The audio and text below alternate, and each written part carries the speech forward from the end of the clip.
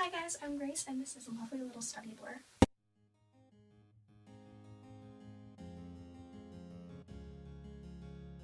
Today I'm going to be reviewing Miss Peregrine's Home for Peculiar Children by Ransom Riggs. I just finished this book and I really liked it.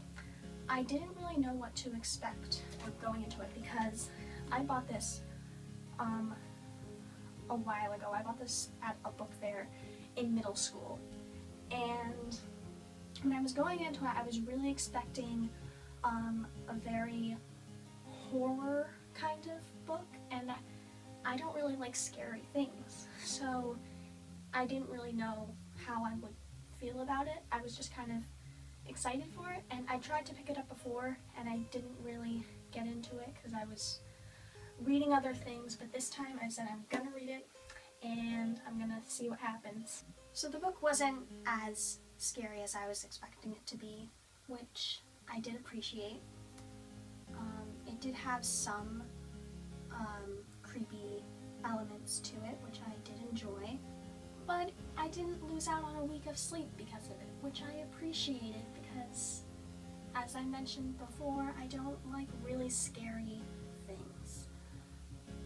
So what it did have in the jump factor and things that scared me, I enjoyed because it contributed to the storytelling technique and the ominous tone of the book, which I really enjoyed, and so I thought it was a good balance that it blended some scary elements into the story so that even if you don't really like scary books, then you can still enjoy this one. So next I'm going to do a little summary of the book, not a full recap, so it will be spoiler free, I think.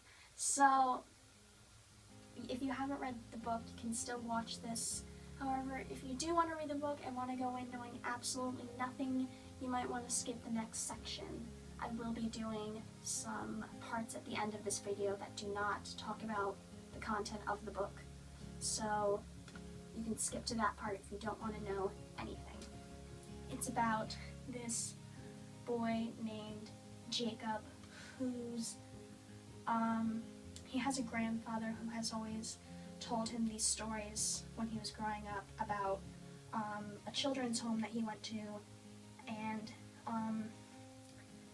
it's really a romanticized and fantastical version of reality, and there's magical creatures and monsters, and as he grows up he stops believing them, and everyone just kind of accepts that his grandfather is crazy. But then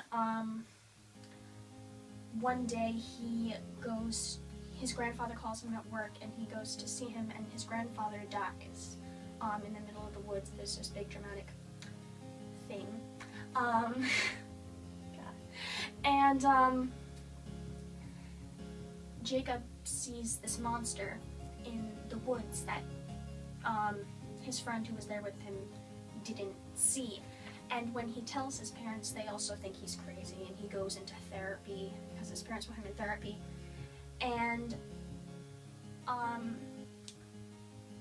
he convinces his therapist and his parents to let him go to the children's home. And he becomes friends with a lot of the children on the island at the home, and he just discovers the truth behind everything that his grandfather has told him when he was growing up. I moved over here because I've done my outro a lot of times and my family members are going to start to judge me, so I don't have to talk as loud if I stand over here, so yep. I really enjoyed this book.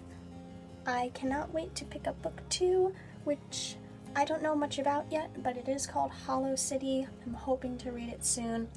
There's also a book 3, I believe it is called Library of Souls, although I am not certain, and I can't wait to read that as well. There's also a movie coming out, I believe next year. It is set for release. I'm excited for it, but I also have pretty mixed feelings about it, so I will be making a separate video with my reaction to the trailer and all of my hopes, expectations, fears, worries, feelings about what I think the movie will be based on what little information I've seen about it. So if you want to see that, then you should stay tuned to this channel. You should also give this video a thumbs up, subscribe. If you want to check out our last video, that is our introduction to YouTube, go give that some love. Fifi and I are going to be trying to upload a new video every single week. Hopefully that is the plan right now. We're going to try to stick to it. To encourage us to do that, you should just keep giving us feedback and enjoy the channel. Stay tuned, subscribe. I've said that about 50 times, but please do. I appreciate the people that do watch. Thank you so much. I think you're great, even though I don't know you. Have a great day, and stay tuned to Lovely Little Study Blur on Tumblr and YouTube.